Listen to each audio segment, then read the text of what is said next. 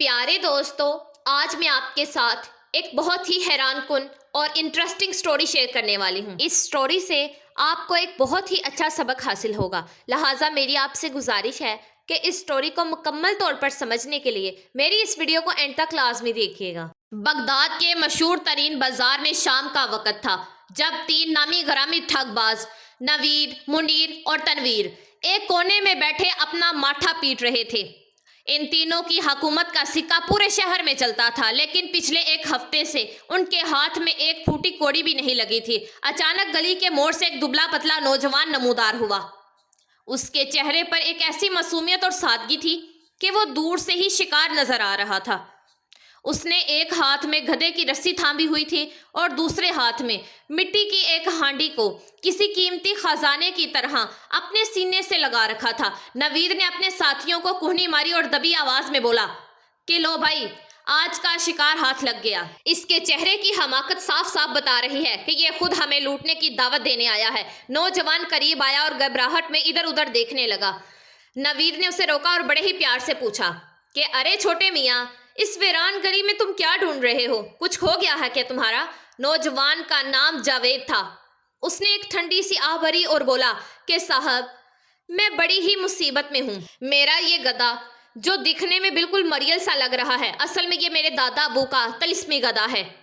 वो कहकर गए थे कि जब ये हिंगता है तो इसके मुंह से चांदी के सिक्के निकलते हैं। जावेद ने मजीद कहा, लेकिन जब से मैं इसे शहर लाया हूँ ये बिल्कुल खामोश सा हो गया है। मुझे डर है कि अगर ये बात खलीफा के सिपाहियों को पता चली तो वो उससे मुझसे छीन लेंगे। मैं इसे सस्ते में बेचकर जान छुड़वाना चाहता हूँ। ठगबाजों के कान खड़े हो गए। नवीद ने मकारी से मुस्कुराकर कहा कि ए छोटे मियाँ, ये तो आम सा जानवर है, पर तुम्हारी परेशानी देखकर हम इसे 10 दिनार में खरीद लेंगे। तुम खामोशी से यहाँ से चले जाओ। जावेद ने पैसे जेब में डाले और अपनी हांडी उठाई और तेजी से आंखों से ओझल हो गया। ठगबाजों ने फौरन गधे को घेरे में ले लिया। मुनीर ने एक भारी सा डंडा उठाया और उसे जोर जोर से गधे को मारा ताकि वो हिंगे और चांदी के सिक्के बाहर निकाले। गधा दर्द से बिलबिला कर हिंगा, मगर चांदी के सिक्के की जगह ऐसी गलाजत फैलाई कि ठगों के कीमती कीमती लिबास खराब हो गए और पूरी गली बदबू से भर गई। ओए, ये तो हमें ठग गया। नवीद धारा, वो बेवकूफ हमें 10 दिनार में यह कूड़ा बेच गया। अब वो कहीं दूर नहीं गया होगा, अभी उसे पकड़ते हैं। वो तीनों गुस्से में पागल होकर उसके पीछे भागे। शहर से बाहर एक दरख्त के नीचे उन्होंने देखा कि जावेद वहां बड़े सुकून से बैठा अपनी हांडी में चमचा हिला रहा था। हांडी से ऐसी लजीज खुशबू आ रही थी कि भूख से बेहाल ठगों के मुंह से पानी आ गया।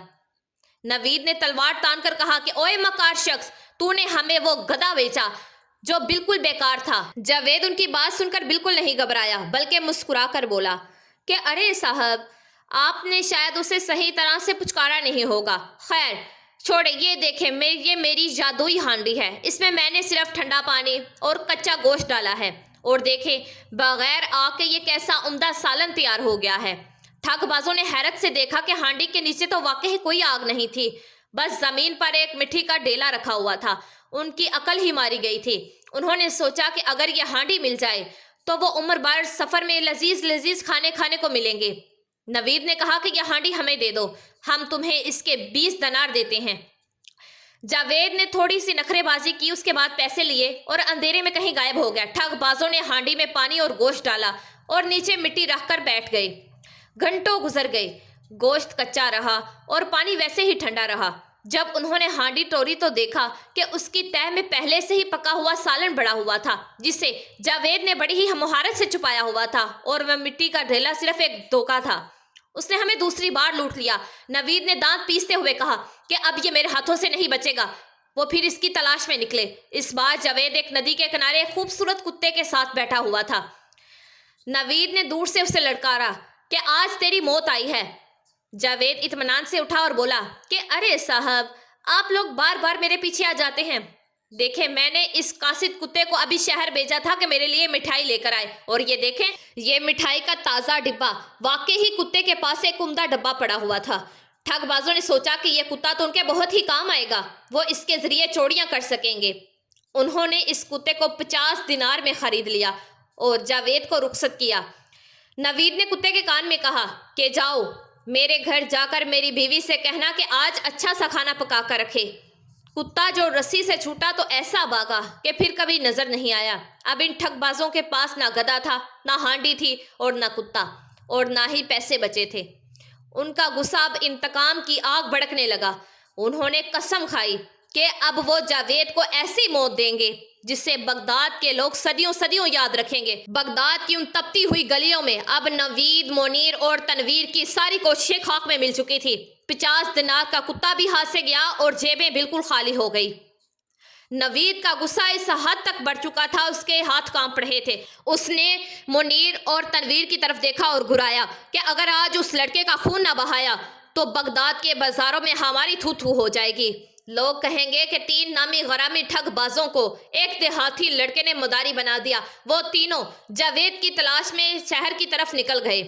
انہیں معلوم تھا کہ جاوید اب کسی نہ کسی نئی چال کی تیاری میں ہوگا۔ میلوں کی مسافت طے کرنے کے بعد انہوں نے دیکھا کہ ایک کھجور کے باغ کے پاس جاوید ایک چھوٹی سی جھونپڑی کے باہر بیٹھا ہوا ہے۔ اس کے برابر میں ایک بڑھیا عورت لیٹی ہوئی تھی۔ جاوید ہاتھ میں ایک لکڑی کی پرانی بانسری لیے کچھ گنگنا رہا تھا۔ نوید نے اپنی تلوار نکالی اور جاوید کی طرف لپکا۔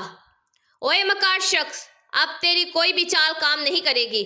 اپنی آخری دعا مانگ لے، آج میں تجھے زندہ نہیں چھوڑوں گا۔ جاوید نے نہایت آرام سے سر اٹھایا اور مسکرا کر بولا کہ ارے نوید بھائی، آپ لوگ پھر میرے پیچھے آ گئے، معذرت چاہتا ہوں۔ وہ کتا شاید راستہ بھول گیا ہوگا، لیکن اب آپ نے تلوار نکال ہی لی ہے تو ذرا ٹھہریے۔ میری ماں مر چکی ہے، بس میں ابھی اسے اس حیات بخش بانسری سے زندہ کرنے ہی والا تھا۔ تنویر نے ہنستے ہوئے کہا کہ ہمیں بے وقوف مت بناؤ، کوئی بانسری مردوں کو زندہ نہیں کرتی۔ جاوید نے کہا اگر یقین نہیں آتا تو خود دیکھ لیں۔ اس نے اشارہ کیا اور وہ بڑھیا جو پہلے سے سکھائے گئے ڈرامے کے مطابق ایک دم اٹھ گئی اور بالکل ساکت ہو گئی۔ جاوید نے بانسری نکالی اور ایک عجیب سی دھن بجانا شروع کی۔ 2 منٹ بعد بڑھیا نے ایک لمبی جمائی لی اور اٹھ کر بیٹھ گئی۔ یہی نہیں بلکہ وہ اٹھ کر ناچنے لگی جیسے اسے نئی زندگی مل گئی ہو۔ ٹھگ بازوں کی آنکھیں حیرت سے پھیل گئی۔ نوید نے سوچا اگر یہ بانسری اس کے ہاتھ میں لگ جائے تو وہ بڑے بڑے امیروں کو مار کر دوبارہ زندہ کرنے کا ڈھونگ رچا کر لاکھوں دینار کما سکتا ہے۔ اس کا لالچ ایک بار پھر اس کی عقل پر غالب آ گیا تھا۔ نوید نے تلوار میان میں ڈالی اور بولا جاوید تم نے ہمیں بہت ذلیل کیا ہے، لیکن اگر تم یہ بانسری ہمیں دے دو تو ہم تمہاری جان بخش دیں گے۔ جاوید نے بڑے ہی نخرے دکھائے کہ صاحب یہ میرے خاندان کی آخری نشانی ہے، میں اسے کیسے دے دوں؟ لیکن جب نوید نے اپنے گلے سے سونے کی چین نکال کر اس کے سامنے رکھی تو جاوید نے مجبوراً بانسری اسے تھما دی۔ ٹھگ باز بانسری لے کر خوشی خوشی اپنی جگہ واپس آ گئے۔ نوید نے غرور سے کہا کہ آج ہم اس کا تجربہ کریں گے۔ منیر سے کہا کہ تم ذرا لیٹ جاؤ، میں تجھے ماروں گا اور پھر اس بانسری سے زندہ کروں گا تاکہ ہمیں پکا یقین ہو جائے۔ منیر تھوڑا ہچکچایا مگر نوید کے دباؤ میں آ کر لیٹ گیا۔ نوید نے ایک بھاری ڈنڈا منیر کے سر پر دے مارا جس سے منیر بے ہوش ہو گیا۔ اب نوید نے بانسری بجانا شروع کی۔ 1 گھنٹہ گزر گیا، 2 گھنٹے گزر گئے۔ منیر کے سر سے خون بہتا رہا مگر وہ نہ اٹھا۔ جب تنویر نے نبض چیک کی تو پتا چلا کہ وہ تو واقعی ہی اللہ کو پیارا ہو چکا ہے۔ دھوکہ، بہت بڑا دھوکہ۔ نوید سر پیٹ کر چلایا۔ اس بدماش شخص نے تو ہمیں برباد کر دیا، ہمارا ساتھی مارا گیا اور ہم ایک لکڑی کا ٹکڑا لے کر بیٹھے ہیں۔ اب ان کا صبر جواب دے چکا تھا۔ انہوں نے جاوید کو پکڑ لیا کیونکہ وہ اپنا سامان سمیٹ کر بھاگنے کی تیاری کر رہا تھا۔ نوید اور تنویر نے مل کر جاوید کو ایک بڑے سے چمڑے کے تھیلے میں بند کر دیا اور اس کا منہ مضبوطی سے رسی کے ساتھ اوپر سے باندھ دیا۔ آج ہم اسے دجلہ کی لہروں کے حوالے کر دیں گے۔ نوید نے غصے سے کہا کہ راستے میں ایک عالی شان مسجد آئی ہے۔ نوید نے کہا کہ تنویر چلو اندر چل کر 2 رکعت نماز پڑھتے ہیں اور توبہ کر لیں اور یہ تھیلا یہیں سیڑھیوں کے پاس چھوڑ دیتے ہیں، اس سے کون اٹھائے گا؟ وہ دونوں مسجد کے اندر چلے جاتے ہیں۔ ادھر تھیلے کے اندر بند جاوید نئی چال سوچ رہا تھا۔ اسے بھیڑوں کے ریور کی آواز آئی۔ جاوید نے زور زور سے چلانا شروع کر دیا کہ مجھے نہیں کرنی بغداد کی شہزادی سے شادی، میں ایک درویش آدمی ہوں۔ وہاں سے ایک چرواہا گزر رہا تھا۔ اس نے تھیلا کھولا اور پوچھا کہ ارے او بھائی، تم پاگل ہو کیا؟ شہزادی سے شادی کون انکار کرتا ہے؟ جاوید نے آہ بھر کر کہا کہ بھائی دیکھو نا، وہ مجھ سے زبردستی شادی کرنا چاہتے ہیں۔ اس تھیلے میں جو تھوڑی دیر بند رہتا ہے اس کی ہر بیماری دور ہو جاتی ہے اور وہ خوبصورت ہو جاتا ہے۔ دیکھو میری تو دونوں آنکھیں ٹھیک ہو گئی ہیں۔ چرواہا لالچ میں اندھا ہو گیا۔ اس نے کہا کہ بھائی اگر برا نہ مانو تو کیا تمہاری جگہ میں اس تھیلے میں بیٹھ جاؤں؟ تم میری یہ بھیڑیں لے کر چلے جاؤ۔ جاوید نے چرواہے کو تھیلے میں بند کر دیا اور خود ریوڑ لے کر ایک طرف نکل گیا۔ تھوڑی دیر بعد نوید اور تنویر باہر آئے اور تھیلے کو گہرے پانی میں لے جا کر پھینک دیا۔ اگلے دن صبح نوید اور تنویر بازار سے گزر رہے تھے تو ان کے پیروں تلوں سے زمین نکل گئی۔ انہوں نے سامنے جاوید کو ریشمی لباس میں پہنے ہوئے اور 50 موٹی تازی بیروں کا ریوڑ ہانکتے ہوئے بڑے ہی ٹھاٹ پاٹ سے جا رہے ہوئے دیکھا۔ نوید بھاگتے ہوئے اس کے پاس گیا کہ جاوید، تم یہاں؟ تم تو دریا میں ڈوب گئے تھے، یہ سب کیا ہے؟ یہ تمہارے پاس بیڑے کہاں سے آئی؟ جاوید نے سرگوشی میں بولا کہ ارے نوید بھائی، جہاں آپ نے مجھے پھینکا تھا وہاں نیچے پانی کے بادشاہ کا دربار ہے۔ اس نے مجھے یہ بھیڑیں دیں اور کہا کہ اگر تم اپنے ساتھ کچھ اور مضبوط ساتھیوں کو لاؤ تو وہ انہیں سونے کے محل عطا کرے گا۔ نوید اور تنویر کے منہ سے لال ٹپکنے لگی۔ ان کی عقل پر ایک بار پھر سے پردہ پڑ گیا۔ جاوید بھائی، ہمیں بھی وہاں لے چلو نا، ہمیں بھی سونے کے محل چاہیے۔ جاوید نے مسکرا کر کہا کہ کیوں نہیں بھائی، آپ لوگ تو میرے پرانے دوست ہیں، چلو ابھی چلتے ہیں۔ نوید اور تنویر کے دماغ میں اب صرف سونے کے محلوں کا نقشہ گھوم رہا تھا۔ ان کی آنکھوں میں حرص لالچ کی ایسی پٹی بندھی تھی کہ انہیں نہ منیر کی موت یاد رہی اور نہ جاوید کی پرانی مکاریاں یاد رہی۔ وہ تو بس یہی سوچ رہے تھے کہ کب دجلہ کی لہروں میں اتریں گے اور کب پانی کے بادشاہ کے خزانے ان کے قدموں میں ہوں گے۔ جاوید نے انہیں دریا کے ایک ایسے مقام پر بلایا جہاں پانی بہت زیادہ گہرا تھا اور لہریں پتھروں سے ٹکرا کر شور پیدا کر رہی تھی۔ وہ دونوں وہاں پہلے سے موجود تھے اور ان کے ہاتھوں میں 2 بڑے بڑے چمڑے کے تھیلے تھے۔ جاوید بھائی، ہم تیار ہیں۔ نوید نے بے صبری سے کہا کہ ہمیں بس یہ بتاؤ کہ نیچے جا کر ہمیں کرنا کیا ہوگا، کیا وہاں کوئی خاص منتر پڑھنا ہے؟ جاوید نے شندیدگی سے جواب دیا کہ نہیں بھائی، دیکھو، پانی کا بادشاہ صرف ان لوگوں کو پسند کرتا ہے جو خاموشی سے اور پورے حوصلے کے ساتھ اس کے پاس پہنچے۔ آپ دونوں کو ان تھیلوں میں بیٹھنا ہوگا تاکہ لہروں کا دباؤ آپ کو کوئی نقصان نہ پہنچائے۔ میں آپ کو باری باری پانی میں اتاروں گا، جو پہلے جائے گا اسے سب سے بڑا محل ملے گا۔ یہ سنتے ہی نوید اور تنویر میں تکرار شروع ہو گئی۔ نوید کا کہنا تھا کہ وہ گرو ہے، اس لیے پہلا حق اس کا ہی ہے، جبکہ تنویر کا اصرار تھا کہ اس نے منیر کی موت کا غم سب سے زیادہ سہا ہے، اس لیے پہلا حق میرا ہے، پہلا محل مجھے ملنا چاہیے۔ جاوید نے بیچ بچاؤ کرواتے ہوئے کہا کہ آپ دونوں لڑیے مت، نوید بھائی بڑے ہیں، پہلے انہیں جانے دیں۔ تنویر بھائی، آپ کو اس کے بالکل برابر والا محل مل جائے گا۔ تنویر بھی مان گیا اور نوید بھی۔ تنویر تیزی سے تھیلے کے اندر داخل ہو گیا۔ جاوید نے تھیلے کا منہ اتنی مضبوطی سے بند کیا کہ ہوا کا گزر بھی مشکل تھا۔ اس نے ایک بہت ہی وزنی پتھر تھیلے کے ساتھ باندھ دیا تاکہ نوید سیدھا گہرائی میں جائے۔ تیار ہو نوید بھائی؟ جاوید نے پوچھا۔ تھیلے کے اندر سے دبی دبی ہوئی آواز آئی کہ ہاں ہاں، بس جلدی سے مجھے پھینک، تو مجھے دیر ہو رہی ہے۔ جاوید نے پوری طاقت لگائی اور تھیلے کو ندی کے بیچوں بیچ اچھال دیا۔ ایک زوردار چھپاکا ہوا اور نوید میاں اپنے سونے کے محل کی تلاش میں دجلہ کی تہہ میں جا پہنچے۔ تنویر یہ سب دیکھ کر خوشی سے ناچنے لگا کہ جاوید بھائی، اب میری باری ہے، آپ جلدی کریں، کہیں نوید سب کچھ اکیلا ہی ہضم نہ کر جائے۔ جاوید نے تنویر کو بھی تھیلے میں بند کر دیا، ایک بھاری پتھر رسی کے ساتھ باندھ دیا اور اسے بھی اسی مقام پر دریا برد کر دیا۔ جب پانی کے بلبلے ختم ہو گئے اور دریا کی سطح پر دوبارہ خاموشی چھا گئی تو جاوید نے ایک لمبی سی سانس لی اور اپنے ماتھے سے پسینہ صاف کیا کہ چلو بھائی، بغداد کے یہ مشہور ٹھگ باز تو اپنے انجام کو پہنچ گئے۔ جاوید نے خود کلامی کی۔ اب جاوید کے پاس پچھلے تمام مکر و فریب سے کمائے ہوئی رقم، چرواہے کی 50 بھیڑیں اور ٹھگوں کی چھوڑی ہوئی کچھ پونجی موجود تھی۔ وہ شہر واپس آیا، مگر اس نے وہاں رہنا مناسب نہ سمجھا، کیونکہ اسے ڈر تھا کہ کہیں ان ٹھگ بازوں کے کوئی اور ساتھی ان کے پیچھے نہ پڑ جائیں۔ اس نے اپنا سارا مال و سامان سمیٹا اور بغداد سے دور ایک پرسکون بستی کی طرف کوچ کر گیا۔ وہاں اس نے ایک عالی شان مکان خریدا اور ایک ایماندار تاجر کے طور پر زندگی گزارنا شروع کر دی۔ کئی سال گزر گئے۔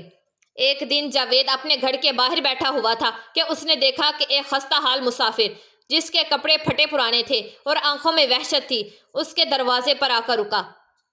جاوید نے اسے غور سے دیکھا تو اس کا دل دھک سے رہ گیا۔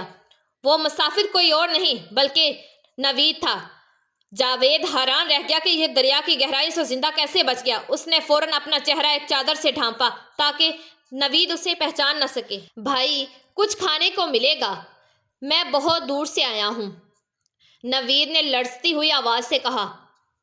جاوید نے اسے اندر بلایا، کھانا کھلایا اور بڑے ہی پیار سے پوچھا کہ اے بڑے میاں تمہاری یہ حالت کیسے ہوئی؟ نوید نے رونا پیٹنا شروع کر دیا اور بولا کہ صاحب کیا ہی بتاؤں، میں ایک بہت بڑے دھوکے باز کے ہاتھ چڑھ گیا تھا۔ اس نے مجھے اور میرے ساتھیوں کو سونے کے محل کا لالچ دے کر دریا میں پھینک دیا تھا۔ میرا ساتھی تو ڈوب گیا، لیکن میری قسمت اچھی تھی کہ تھیلا ایک بڑی سی لکڑی سے ٹکرا کر پھٹ گیا اور لہروں نے مجھے کنارے پر پھینک دیا۔ جاوید نے دل میں سوچا کہ یہ تو ابھی بھی باز نہیں آیا۔ اس نے نوید سے کہا کہ اے بڑے میاں وہ بندہ تو اب اس دنیا میں نہیں رہا، لیکن میرے پاس ایک ایسی چیز ہے جو تمہاری ساری غربت دور کر سکتی ہے۔ یہ غائب ہونے والی ٹوپی ہے، اسے جو بھی پہن لیتا ہے اسے کوئی بھی نہیں دیکھ سکتا۔ تم اسے پہن کر شاہی خزانے سے جتنا چاہو سونا نکال سکتے ہو۔ نوید جو اپنی زندگی کے تلخ ترین تجربوں سے بھی کچھ نہ سیکھ سکا، فوراً اس چنگل میں پھنس گیا۔ جاوید نے کہا کہ میں بوڑھا ہو گیا ہوں، مجھے دولت کی اب ضرورت نہیں ہے، بس اس کی قیمت صرف 10 درہم ہے۔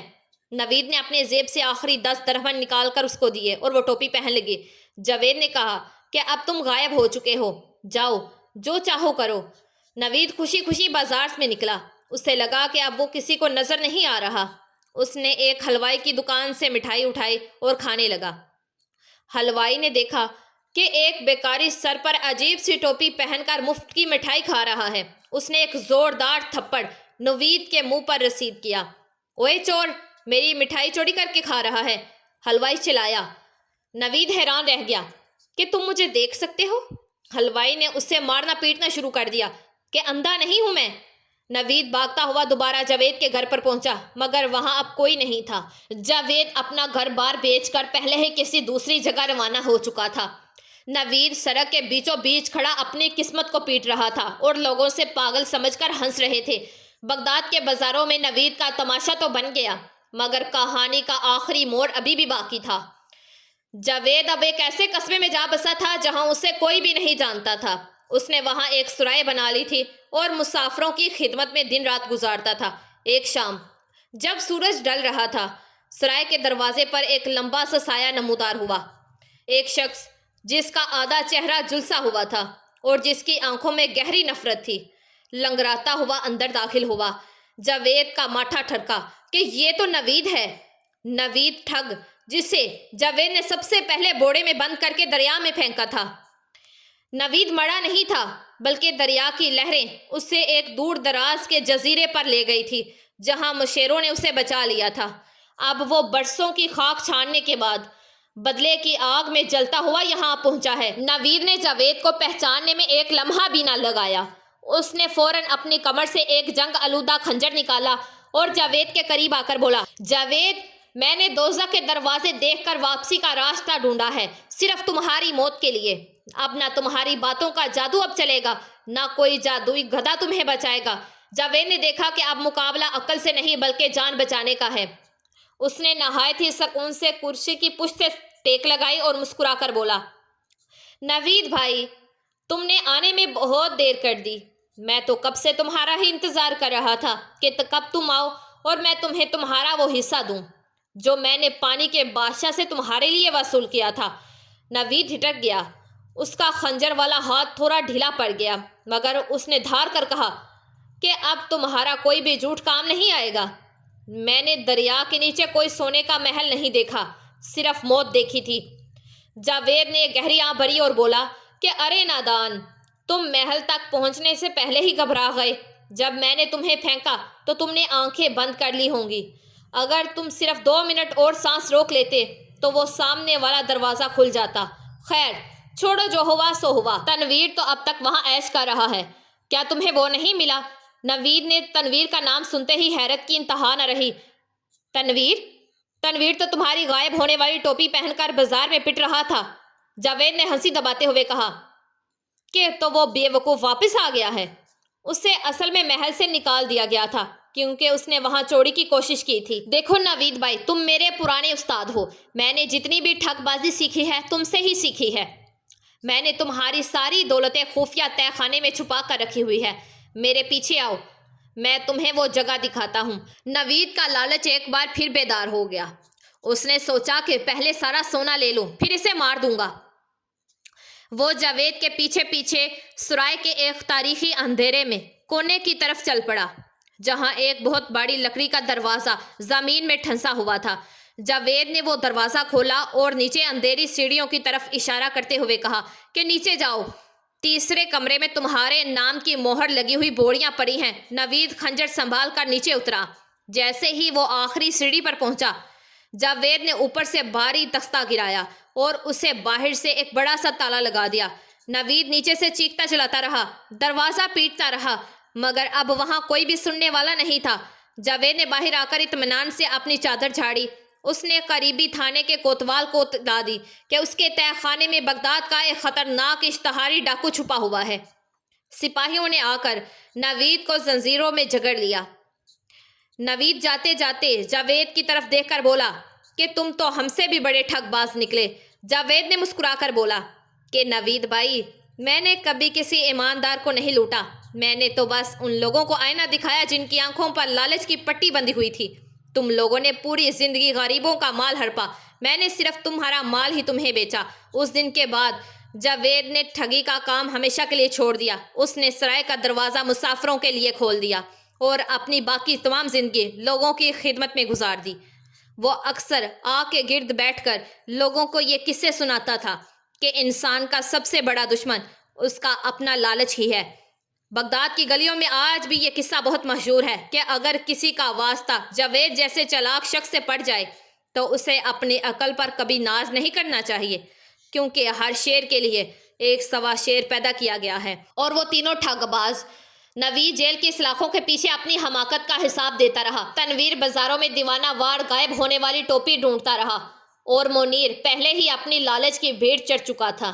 سچ کہا ہے کسی نے، جو گڑھا دوسروں کے لیے کھودا جائے، بندہ خود ایک دن اس میں ضرور گر جاتا ہے۔ اختتام، یہ تھی بغداد کے ٹھگ بازوں ایک چالاک بیپاری کی داستان، جو ہمیں سکھاتی ہے کہ برائی کا انجام ہمیشہ رسوائی ہوتا ہے۔ جی تو میرے پیارے دوستوں، میں امید کرتی ہوں کہ یہ ویڈیو آپ لوگوں کو ضرور پسند آئے گی۔ اس کو آگے شیئر لازمی کیجیے گا، اور اگر آپ نمرا وائس سٹوریز چینل پر نئے ہیں تو پلیز ہمارے اس چینل کو سبسکرائب کر دیجیے گا، ویڈیو کو لائک کر دیجیے گا اور بیل آئیکن کے بٹن کو پریس کر دیجیے گا۔